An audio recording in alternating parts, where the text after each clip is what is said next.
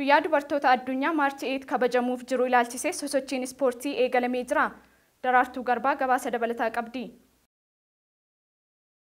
Sochiin qaamaa hooggantootaafi hojjettoota mootummaa marsaa afuraffaan guyyaa har'aa guyyaa dubartoota addunyaa Maarchii 8 yookaan gurraandhala 29 sababeeffachuun qindoomina biiroo dargaggoof ispoortii Oromiyaa fi biiroo dhimma dubartootaaf daa'immaniin qophaa'e geggeeffameera. Sochiin ispoortii kun dorgommii gosoota ispoortii garaagaraan kan geggeeffame yeroo ta'u, dorgommiin kunis dorgommii fiigichaa, dorgommii buphaa fal'aanaan baachuu, dorgommii finyoo harkisuu fi dorgommii teenisii minjaalaan adeemsifameera. Dorgommii kana kanneen mo'ataniifis badhaasni kennameefii jira. Itti gaafatamaan biiroo dargaggoof ispoortii Oromiyaa obbo Maatiyos Sobbooqaa dorgommii kana irratti hirmaannaa dubartootaatti gammaduu isaanii ibsachuun dorgommiin kun as qofatti osoo hin taane guutummaa Oromiyaatti geggeeffamaa akka jiru eeruun biiroo dhimma dubartootaaf daa'immanii Oromiyaas sagantaa kana qopheessuu isaaniif galateeffatanii jiru. Dorgommii miidhagaa akka kanaa gaafa qopheessinu dhugaa dubbachuuf gammachuu guddaan nutti dhaga'ama.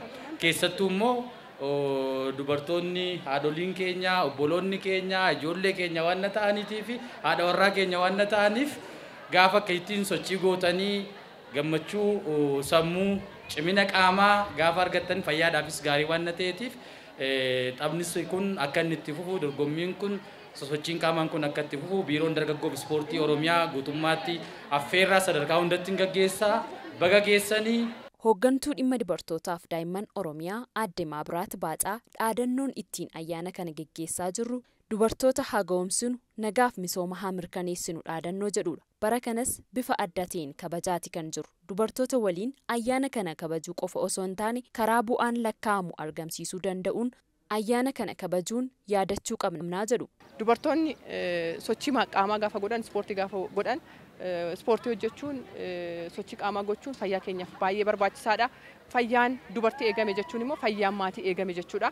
Dubartii fayya qabeettiin maatii fayya qabeessa, maatii kallattii hundaan socho'ee waa hunda hojjechuu danda'u, rakkoon tokko isaan qunnamne uumuu dandeesse waan ta'eef dubartii kana irratti hojjechuun kaaniifis fakkeenya ta'a, bu'uura ta'a kan jedhu sanii dubartiin iddoo jirtu hundatti, sadarkaa jirtu hundatti ispoortii keessatti gahee baachuu qabdi, sochii qaamaa gochuu qabdi, carraa qabdu hundatti fayyadamtee keessatti hirmaachuu qabdi ergaa jedhu sana dabarsuu barbaanneeti jechuudha. Itti aanaa biiroo dargaggoof ispoortii Oromiyaa itti gaafatamaa damee ispoortii obbo Dassaalenyi Xilaahuun sochiin ispoortii kun kan darban irraa kan adda isa taasisu gurraandhala 29 yookaan Maarchi 8 sababeeffachuun hirmaannaan dubartootaa baay'ee dabaluu dorgommiiwwan garaagaraa itti dabaluun haala ho'aa ta'een sochiin akka taasifamu ta'eeraa jedhu. Marsaan arfaffaadha akkuma irraa argitan kana guyyaa dubartoota addunyaa sababeeffachuutiin sochiin qaamaa geggeeffameera.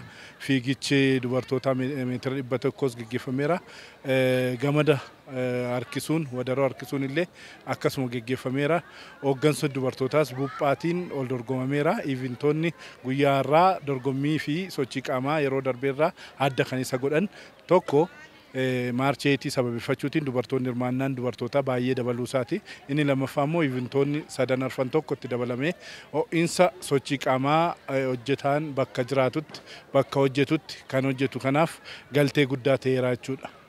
Dursaa garee deeggarsaaf ordoffii dubartootaa kan ta'an Aadde Rihaanaa Amaan akka jedhanitti sosochiin ispoortii kun dubartoota seektaroota garaagaraa irraa walitti dhufan waan ta'eef tokkummaa jaalala ni cimsa, kana malees hojjettoota hojii isaanii irrattis dammaquu akka ta'an taasisaa jedhaniiru. Guyyaa qabsoo dubartoonni addunyaa bu'aa itti argatanii mirga dubartootaa fayyadamummaa dubartootaa itti mirkaneessan waan ta'eef bara baraan sadarkaa addunyaattis sadarkaa biyya keenya fi naannoo keenyaatti kan kabajamu waan ta'eef har'as sababa kanaatiin ispoortiin kun kan geggeeffamaa jiru ta'uu isaati.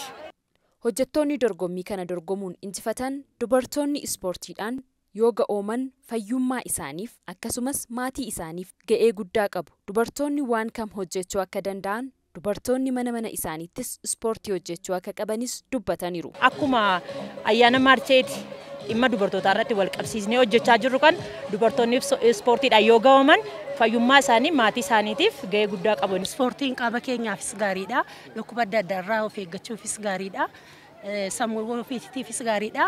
Umurii dheeraa jiraachuuf maatii kee wajjin illee ispoortii hojjechuun baay'ee gaariidha. Akkanatti hojjedheen beeku waan ulfaatu natti fakkaata gaafa mana taa'ee yaadu tun hojjedhee natti tola. Yaa hojii mana keessaatti sochii garaagaraa waan goonuuf sanumallee akka ispoortiitti ilaaluutu jira.